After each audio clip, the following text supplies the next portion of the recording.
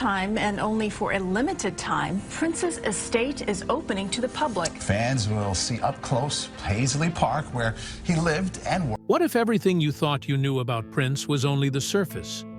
Behind the glam, the purple haze, and the genius, something darker was hiding. When the FBI stepped into Paisley Park, they didn't just find a music legend's home. They uncovered a chilling mystery. Secret rooms, encrypted files, a hidden world no one was supposed to see. What was Prince protecting? Why did federal agents whisper, "This is insane"? This isn't just about music. This is about what he left behind, and what he may have been trying to hide. Stay with us, because what comes next will shock you.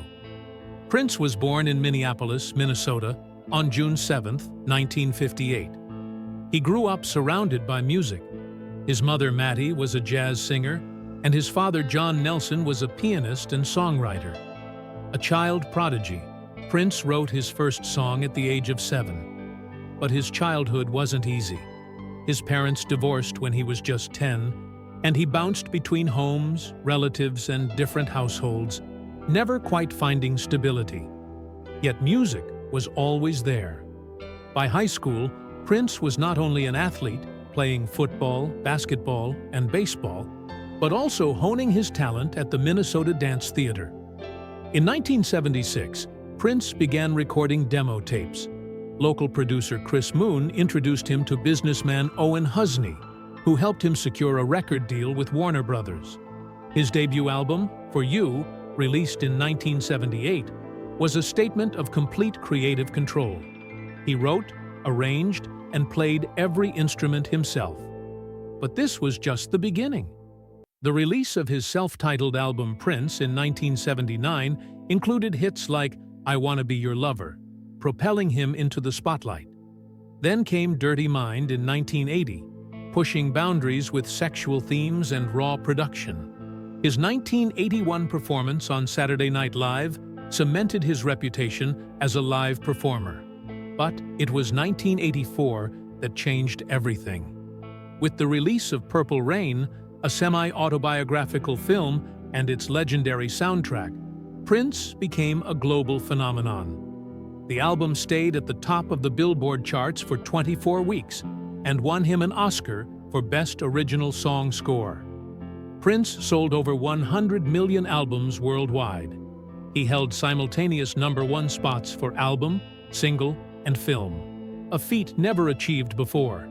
He defied genre, mixing funk, rock, R&B, pop, and even jazz and hip-hop into a sound that only he could own. Behind all this fame, Prince was building his dream. In 1987, he unveiled Paisley Park, a 65,000-square-foot compound in Chanhassen, Minnesota. The white, sleek exterior gave little away, but inside, it was a sanctuary, laboratory, performance venue, and home. Studio A birthed masterpieces like Sign of the Times and Diamonds and Pearls. There were themed rooms reflecting his mood or beliefs, late-night jam sessions in the NPG Music Club, and editing bays for films. The most talked-about feature was his legendary vault, sealed, soundproof, and reportedly filled with thousands of unreleased recordings, videos, and writings. He lived in solitude. Staff rarely entered his private quarters. Communication was often through notes. His life at Paisley Park was total immersion in creation, a world he built to inspire without interference. But in April 2016, signs of trouble emerged. He postponed shows in Atlanta, citing the flu. Just days later, his private jet made an emergency landing in Moline, Illinois. He was revived with Narcan, a drug used for opioid overdoses. Though his team downplayed it, the truth was darker. Decades of high-energy performances in heels had damaged his joints, and he relied on painkillers to manage it. He returned to Paisley Park and even hosted a dance party to assure fans he was okay. But on April 21st, the world received devastating news. Prince was found dead in an elevator inside Paisley Park. The autopsy revealed a fatal dose of fentanyl, a synthetic opioid 50 times stronger than heroin. The pills were disguised as hydrocodone. He likely didn't know what he was taking.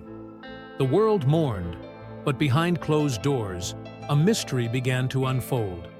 The estate was locked down. Law enforcement combed it for clues. The investigation led to hidden pill bottles, but no legal prescriptions. No charges were ever filed, and the mansion went silent. For months, Paisley Park stood like a monument frozen in time. But locals noticed oddities. Lights flickered on at night. A white van with no license plate sat parked for hours. Workers came and went discreetly. Neighbors claimed to see shadows moving through the upper floors. Then, a tip changed everything. A call came into a non-emergency police line. Someone's living inside Paisley Park, and I don't think they're supposed to be there. The report revived a sealed federal warrant originally tied to the counterfeit pill investigation. Authorities moved in quietly. When they entered Paisley Park, what they found left them speechless. The estate was no longer just frozen. It had been transformed. Display cases filled the halls. Prince's suits, guitars, handwritten lyrics, even his sunglasses were perfectly preserved. In a central room, his ashes were displayed inside a custom urn, shaped like Paisley Park itself. Tour paths were marked. Video projections were ready to play. The vault had been opened. What they discovered blurred the lines between a crime scene and a museum. Encrypted files were also found, so advanced that experts couldn't decode them. Some suspected these files weren't just music. They might contain confessions, secrets, or clues to how Prince died or lived. 6 months later, Paisley Park officially opened to the public. On October 6, 2016, hundreds gathered.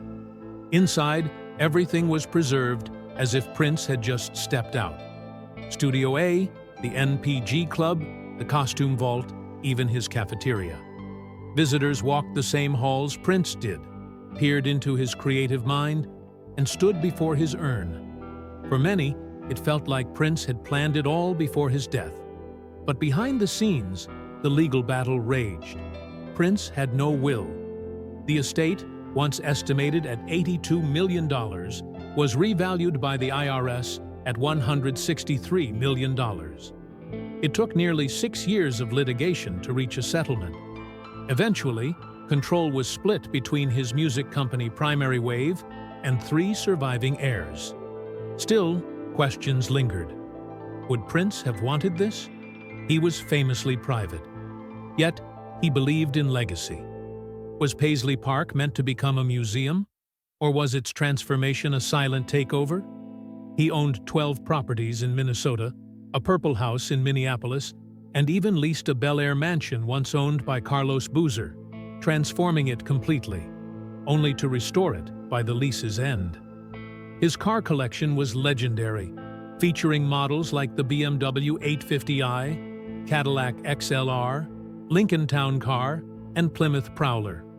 But the greatest treasure he left behind wasn't his cars, costumes, or platinum records. It was his fearless commitment to art, truth, and self-expression. If this story pulled you deeper into the mystery of Prince, don't forget to like, share, and subscribe for more untold truths and iconic legacies. Drop your thoughts in the comments. What would you want to uncover inside Paisley Park?